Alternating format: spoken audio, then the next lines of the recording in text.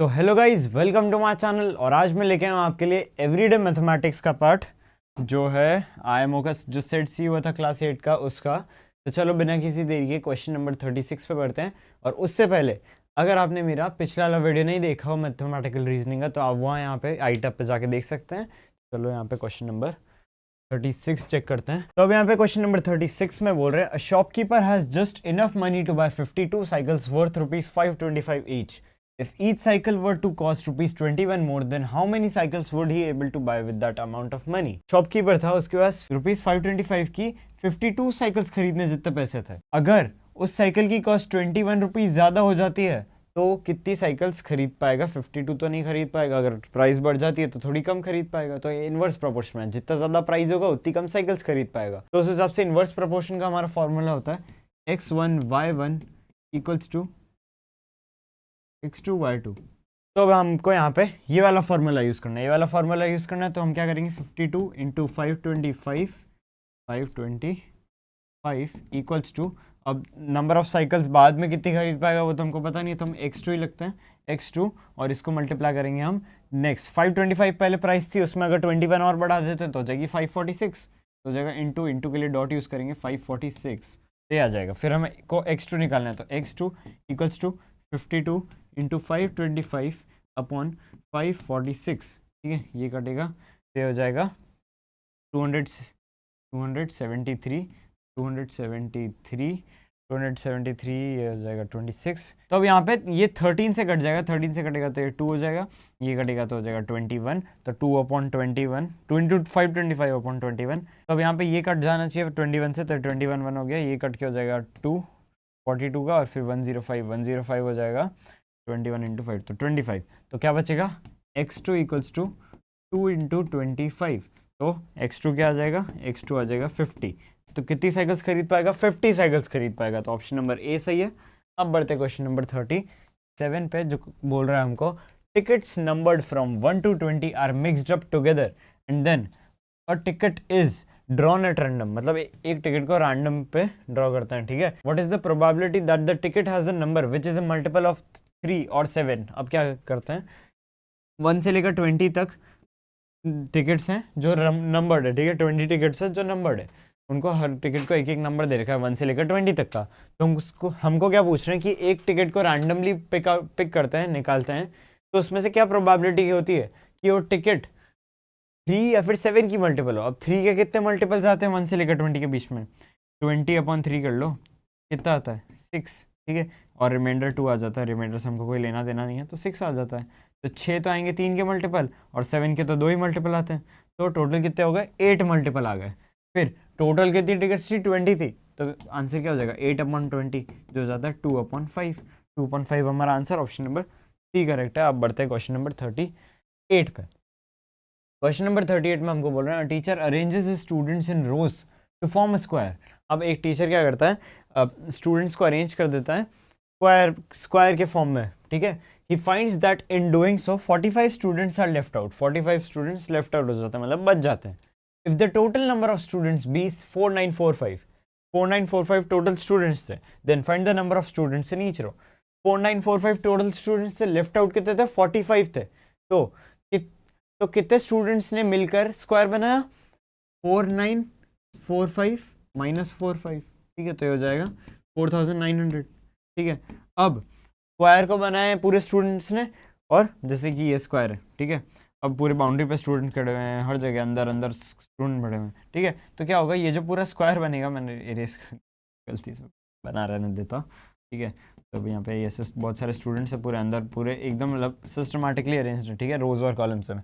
अब क्या ये पूरा स्क्वायर दे रखा है हमको, इसके अंदर बहुत सारे स्टूडेंट्स हैं, जो रोज और कॉलम्स, इक्वल नंबर ऑफ रोज है, इक्वल नंबर ऑफ कॉलम्स है, क्योंकि स्क्वायर बन रहा है, ठीक है। और स्क्वायर का एरिया क्या होता है, ए स्क्वायर होता है, और यहाँ पे भी स्क्वायर है, तो स्क्वायर का एरिया का फॉर्मूला यूज करेंगे, तो क्या आ जाएगा, नंबर ऑफ स्टूडेंट्स आ जाएंगे एक रो में, तो आ जाएगा ए स्क्वायर इक्वल्स टू 4900, और 4900 किसका स्क्वायर होता है, वो होता है 70 का स्क्वायर। तो ए क्या आ गया, 70 आ गया, मतलब एक रो में 70 स्टूडेंट्स है, एक कॉलम में 70 स्टूडेंट्स है। Find the number of students in each row question था, तो हमारा आंसर आ गया 70, ऑप्शन नंबर ए। आप यहाँ पे कंफ्यूज मत होना, जैसे यहाँ स्क्वायर था, मैं अच्छे से नहीं बना रहा था, रोज, ठीक है, और कॉलम्स में डिस्ट्रीब्यूटेड है वो, ठीक है, तो वो डॉट डॉट मतलब सारे बच्चे थे, ठीक है। तो रोज और कॉलम्स में डिस्ट्रीब्यूटेड थे। हम बढ़ते हैं नेक्स्ट वाले क्वेश्चन पे। If Ramesh can complete 2/5 of work in 24 days and Satish can complete 1/3 of the work in 30 days, then in how many days can they complete the work if they work together? हमको क्या बोल रहे हैं, 2/5 of a work 24 days में कर लेता है रमेश, और 30 days में 1/3 ऑफ द वर्क कर लेता है सतीश, ठीक है। तो जैसे आपको देख ही रहा होगा, जैसे सतीश कर लेता है 1/3 of the work in 30 days, तो अगर 1/3 करता है 30 days में, तो पूरा वर्क कितना करेगा, जो जाएगा एक तरह से 30 डिवाइडेड बाय 1/3, और क्या हो जाएगा 30 इंटू 3 हो जाएगा वो, जो हो जाएगा 90। तो 90 days में सतीश पूरा काम कंप्लीट कर सकता है। तो हमारा जो रमेश है वो कितने दिन में कर सकता है, तो रमेश कितने दिन में कर सकता है, वो कर सकता है 24 डिवाइडेड बाय 2/5 में, जो हो जाएगा एक्चुअली 24 है, ठीक है। वो कर लेगा 24 इंटू 5/2 में, ठीक है। 2 से कटा 12, तो हो जाएगा 60 days में। रमेश कर सकता है 60 days में उस वर्क को, और सतीश कितने दिन में कर सकता है, 90 days में कर सकता है। तो एक दिन में कितना काम कर पाएंगे, जैसे यहाँ पे हम देखते हैं सतीश एक दिन में 1/90 ऑफ द वर्क कर लेगा, और रमेश क्या करेगा 1/60 ऑफ द वर्क कंप्लीट कर लेगा। तो टोटल दोनों मिला के कितना कर पाएंगे, 1/90 प्लस 1/60, एक दिन में कितना काम करेंगे ये बोल रहे हैं हम, ठीक है। तो इसको हम फाइंड करेंगे, तो आप एलसीएम आएगा 180 आएगा, तो हो जाएगा 2 + 3/180, जो हो जाता है 5/180। तो ये क्या कर सकते हैं, 5/180 ऑफ द वर्क कर सकते हैं एक दिन में। तो हमको क्या करना पड़ेगा, अगर एक दिन में, जैसे हमने यहाँ पे निकाला था, ठीक है, अगर ये 90 days में एक वर्क कर सकते हैं, तो एक दिन में 1/90 ऑफ द वर्क कर सकते हैं। वापस इसका रेसिप्रोकल दे दोगे तो वापस 90 आ जाएगा। तो इसमें भी हम क्या करेंगे, 180 को 5 से डिवाइड कर देंगे, तो ये आ जाएगा कि ये कितने दिन में इस वर्क को मिलके कंप्लीट कर सकते हैं। तो 180/5 क्या हो जाता है, 36 हो जाता है। तो 36 हमारा answer, option number B correct. अब बढ़ते हैं हमारे नेक्स्ट क्वेश्चन पे। नेक्स्ट क्वेश्चन हमको बोल रहा है, Ajay and Vijay has 25 chocolates in total. If Ajay gives 3 chocolates to Vijay, Ajay और विजय के पास टोटल मिला के 25 चॉकलेट्स है। अगर अजय 3 चॉकलेट देता है विजय को, then the number of chocolates with Ajay and Vijay is in the ratio 2:3। मतलब जब अजय 3 चॉकलेट्स विजय को दे देता है, उसके बाद इनके जो चॉकलेट्स का रेशियो हो जाता है वो हो जाता है 2:3। तो हो जाएगा 2x + 3x = 25, फिर हो जाएगा 5x = 25, x = 5, ठीक है। मतलब अजय के पास 10 हो गई, और ये किसकी हो गई, अजय की हो गई, और विजय के पास कितनी हो गई, 15 हो गई, ठीक है। अजय के पास 10, विजय के पास 15। Find the number of chocolates with Ajay and Vijay have mutually respectively, ठीक है। अब क्या हुआ कि इनके पास 10 चॉकलेट्स अजय के पास, 15 चॉकलेट्स विजय के बाद, पर ये कब हुई, जब अजय ने 3 चॉकलेट विजय को ऑलरेडी दे दी थी। तो हमको ये फाइंड करना है कि पहले शुरू में कितनी चॉकलेट थी। तो अजय ने 3 चॉकलेट विजय को दे दी, तो हम क्या करेंगे, 3 चॉकलेट इधर सबट्रैक्ट कर देंगे, 3 इधर ऐड कर देंगे, तो क्या हो जाएगा, अजय की हो जाएगी 13 और विजय की हो जाएगी 12। तो अजय के पास 13, विजय के पास 12।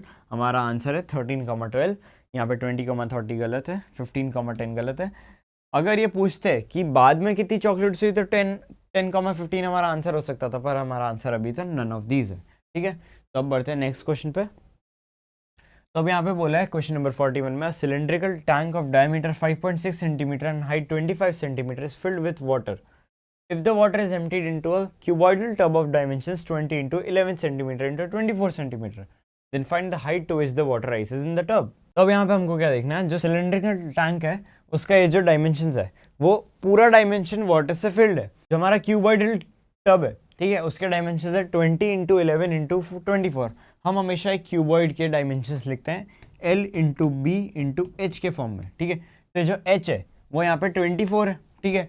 अब 24 तो हमको दे रखा है टब के डायमेंशंस में, तो अब वाटर कितना फिल होगा वो हमको फाइंड करना है, ठीक है। हमको इस वाले एच से कोई मतलब नहीं है, मतलब इस 24 से हमको कोई मतलब नहीं है। तो हम क्या करेंगे, इसकी वॉल्यूम और इसके वॉल्यूम को इक्वल कर देंगे, पर हमको यहाँ पे 24 की जगह एच रखना पड़ेगा, ठीक है। दूसरी हाइट निकालनी पड़ेगी जहाँ तक वाटर राइज हो रहा है। हमको ये नहीं देखना है कि कितना टब की टोटल हाइट कितनी है, ठीक है। तो हम क्या करेंगे, सबसे पहले सिलेंडर का जो हमारा वॉल्यूम होता है वो होता है πr²h। तो पाई क्या 22/7 इंटू r²। देखो हमारा डायमीटर 5.6 है, तो रेडियस कितना हो जाएगा 2.8। तो हो जाएगा 2.8 इंटू 2.8 πr², फिर इंटू h हो जाएगा 25 equals to LBH 20 into 11 into h। H हमको नहीं पता है, ठीक है, एच ये तो हमको यूज़ भी नहीं करनी है, ठीक है। तो अब क्या हो जाएगा, अगर मैं इनसे पॉइंट हटा लूँ तो अपॉन 100 आ जाएगा, ठीक है। फिर ये 4 से डिवाइड हो गया, यहाँ आ जाएगा 4। फिर हम क्या करेंगे, इसको 4 से डिवाइड करके 25, 25 से 25 गया तो क्या बचा 22 इंटू 28 इक्वल्स टू 220 एच। फिर क्या आ जाएगा, H equals to 22 into 28 upon 220, ठीक है। तो ये हो जाएगा 10, ये हो जाएगा 1, फिर कट के हो जाएगा 2.8। तो एच की वैल्यू क्या आ जाएगी 2.8 सेंटीमीटर, ठीक है। तो हमारा आंसर आ गया, अजीब हो गया बट ये 2.8 सेंटीमीटर हमारा आंसर है, ऑप्शन नंबर बी करेक्ट। अब बढ़ते हैं क्वेश्चन नंबर 42 पे। क्वेश्चन नंबर 42 बोल रहा है if an aeroplane is flying at 10,600 metre above sea level, ठीक है। यहाँ पे क्या है, ये हमारा हो गया सी, ठीक है। अब एरोप्लेन क्या है, एरोप्लेन यहाँ पे मान लेते हैं ये हमारा है एरोप्लेन, ठीक है, एरोप्लेन, ठीक है। फिर हमको बोल रहे हैं at a particular point it is exactly above a submarine 560 metre below the sea level. अब यहाँ पे एक सबमरीन है, ठीक है, सबमरीन, सबमरीन, ठीक है। ये है 560 मीटर बिलो सी, ठीक है। तो इतनी डिस्टेंस मान लेते हैं हम 560 और इसकी डिस्टेंस मान लेते हैं हम यहाँ तक ये हो जाएगी, कितनी हो जाएगी 10,600, ठीक है। तो हमको ये पूछ रहे हैं कि find the vertical distance between the aeroplane and submarine, मतलब इतनी डिस्टेंस निकालनी है। हमको पता है ये 10,600 है, ये पता है कि ये 560 है, पूरा ही मिट गया चलो ठीक है, हमको करना क्या पड़ेगा यहाँ पे 10,600 प्लस 560, ठीक है। ये करेंगे तो हमारा आंसर आ जाएगा, क्योंकि सी लेवल के नीचे 560 है और ऊपर 10,600 है, हम तो इसको ऐड कर देंगे तो हमारी सबमरीन और एरोप्लेन के बीच की डिस्टेंस आ जाएगी। तो हमारा आंसर आ जाएगा 11,160 मीटर, ठीक है। तो ऑप्शन नंबर बी करेक्ट है। अब बढ़ते हैं नेक्स्ट क्वेश्चन पे। Mister Sharma deposited rupees 2,56,000 in his account. 2 days later, he withdraw 2/5 of the amount and 3/4 of the remaining amount on the next day. Find the amount left in his account. अब क्या करता है mister Sharma, क्या करते हैं 2,56,000 rupees अपने account में डालते हैं, 2 दिन बाद वो 2/5 ऑफ द अमाउंट निकाल देते हैं। तो 2,56,000 का 2/5 निकालेंगे हम, ठीक है। तो 5 से इसको काट देते हैं, 5 से काटेंगे तो 5 1 2 0 0 ये आ गया। तो 2 से मल्टीप्लाई करने के बाद हो जाएगा 0 0 4 2 1 0। 1,02,400 मिस्टर शर्मा ने अपने अकाउंट से निकाल लिया, ठीक है। तो 1,02,400 इससे माइनस कर लेंगे, 2,56,000 माइनस 1,02,400, ठीक है।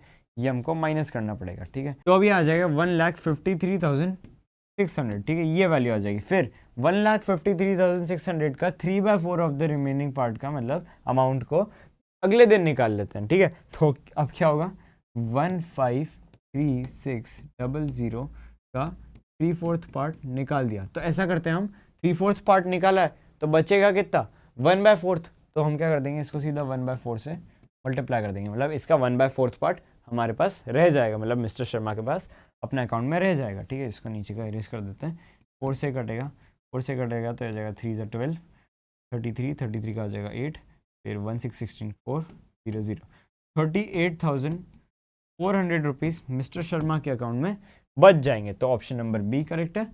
अब बढ़ते हैं क्वेश्चन नंबर 44 पे। क्वेश्चन नंबर 44 में हमको बोल रहे हैं Amit borrows rupees 2,100 from his friend Kartik for 5 years, ठीक है। 5 साल के लिए कार्तिक से 2,100 रुपीज़ बोरो किए, ठीक है। Find the rate of interest per annum, ठीक है। Rate of interest per annum हमको देखना है। If he paid back to rupees 2,940 to Kartik.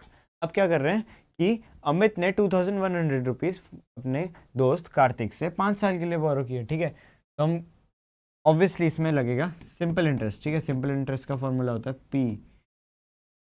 PRT upon 100, ठीक है। तो अब हमको पता है कि बाद में जब उसने उस पैसे को रिटर्न किया तब कितना किया 2,940 और जब लिया था तब था 2,100। तो इंटरेस्ट कितना हो गया 2,940 माइनस 2,100 जो हो जाएगा 840, ठीक है। तो ऐसा ही क्या हो जाएगा, ऐसा ही हो जाएगा 840 इक्वल्स टू प्रिंसिपल क्या है 2,100 इंटू रेट ऑफ इंटरेस्ट तो हमसे पूछा है, तो रेट ऑफ इंटरेस्ट हमको नहीं पता तो हम R लिख देंगे, ठीक है।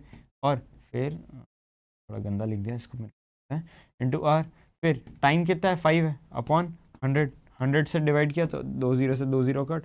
फिर 840 क्या आ जाएगा, 840 equals to 21 into 5 into R, ठीक है, तो ये क्या हो जाएगा 105 आर।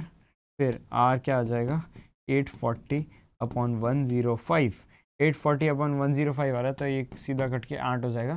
तो रेट ऑफ इंटरेस्ट था 8% पर एनम, ठीक है, 8% पर एनम था, तो ऑप्शन नंबर सी करेक्ट हो जाएगा। अब बढ़ते हैं हमारे लास्ट क्वेश्चन के। अब यहाँ पे आता है question number 45। A T shirt cost rupees X square minus X Y minus Y square, a sweater cost rupees 2x square plus 8xy minus 2y square, and a sari cost rupees x square minus 3xy plus 4y square. After buying these items, Mohit paid rupees 2x plus y का whole square to the cashier. How much amount Mohit received from the cashier? मतलब मोहित ने इतने पे किए, हो सकता है कि मोहित को वापस वो पैसे, मतलब थोड़े बचे हुए पैसे, जैसे 5, आपने कुछ 400 रुपीज़ का सामान खरीदा, आपने 500 का नोट दिया तो वापस 100 मिलेंगे। हो सकता है इसने पूरा अमाउंट दिया हो सकता है इसने ज़्यादा अमाउंट दे दिया हो, ठीक है। तो हमको ये पूछ रहे हैं कि कितना अमाउंट मोहित रिसीव करेगा। तो सबसे पहले हम क्या करेंगे, टी शर्ट, स्वेटर और साड़ी की कॉस्ट हम ऐड कर देंगे, ठीक है। फिर हम क्या करेंगे, मोहित ने जितना पे किया उससे हम उसको डिक्रीज कर देंगे। तो कितना, हम इसको ऐड कर लेते हैं, इसको और इसको ऐड कर लेते हैं, तो क्या हो जाएगा x square plus 2x square. अब एक्स स्क्वायर वाली टर्म्स ऐड कर रहा हूँ सबसे पहले मैं, ठीक है। फिर आ जाएगा एक्स स्क्वायर, ठीक है, प्लस एक्स स्क्वायर। फिर हम क्या करेंगे, एक्स वाई वाली टर्म्स ऐड करेंगे, ठीक है। तो क्या आ जाएगा minus X Y plus 8xy, ठीक है, प्लस 8xy, ठीक है। फिर आएगा माइनस 3xy, माइनस 3xy। फिर हम क्या करेंगे, माइनस वाई स्क्वायर आ रहा है यहाँ पे, माइनस वाई स्क्वायर, फिर माइनस 2y स्क्वायर, फिर आ रहा है प्लस 4y स्क्वायर, ठीक है। तो हो जाएगा x square plus 2x square plus x square हो जाएगा 4x स्क्वायर, ठीक है। फिर minus X Y plus 8xy हो जाएगा 7xy, और उसमें से माइनस 3xy करेंगे तो आ जाएगा प्लस 4xy। फिर minus Y square minus 2y square हो जाएगा माइनस 3y स्क्वायर, उसमें 4y स्क्वायर ऐड करेंगे जो हो जाएगा प्लस y स्क्वायर। हमारा आंसर अभी के लिए इन सबको ऐड करने के बाद ये आ रहा है, ठीक है। फिर हम क्या करेंगे, ये तो उसको पूरा टोटल कॉस्ट लगा, मतलब इतने का उसने सामान लिया। अब मोहित ने कितना किया, पे 2x प्लस वाई का होल स्क्वायर, ठीक है। तो 2x प्लस वाई का होल स्क्वायर क्या हो जाता है, ठीक है, एक्स स्क्वायर, सबसे पहले इस टर्म का स्क्वायर करेंगे तो आ जाएगा 4x स्क्वायर, ठीक है, प्लस वाई स्क्वायर, ठीक है, प्लस 2a भी हो जाता है तो प्लस 4xy, ठीक है। इतना मोहित ने पे किया। अगर इतना मोहित ने पे किया और इतना कैशियर ने उससे लिया तो 4x स्क्वायर, 4x स्क्वायर एक ही चीज़ है, 4xy, 4xy एक ही चीज़ है, वाई स्क्वायर एक ही चीज़ है, मतलब उसको वापस एक भी रुपया नहीं मिलेगा, ठीक है। तो ऑप्शन नंबर ए करेक्ट है, 0 रुपीज़, मतलब मोहित ने एग्जैक्ट जितने देने थे उतने ही दिए, तो ऑप्शन नंबर ए करेक्ट है। तो guys thank you for watching. ये था हमारा आईएमओ का सेट सी जो हुआ था 14 दिसंबर को, उसका एवरीडे मैथमेटिक्स का सॉल्यूशन। अगर आपको मेरे पिछला वीडियो देखना है मैथमेटिकल रीजनिंग का क्वेश्चन नंबर 26 से 35 का, आप यहाँ पे जाके देख सकते हैं। अगर आपको पूरी प्लेलिस्ट देखनी है पेपर सॉल्यूशन की, आप यहाँ पे जाके देख सकते हो। अगर आपको नेक्स्ट अचीवर सेक्शन वाला वीडियो देखना हो तो आप चैनल को सब्सक्राइब करके बेल आइकन को प्रेस कर दीजिएगा, आपके पास नोटिफिकेशन आ जाएगा जब वो अपलोड हो जाएगा। Thank you for watching.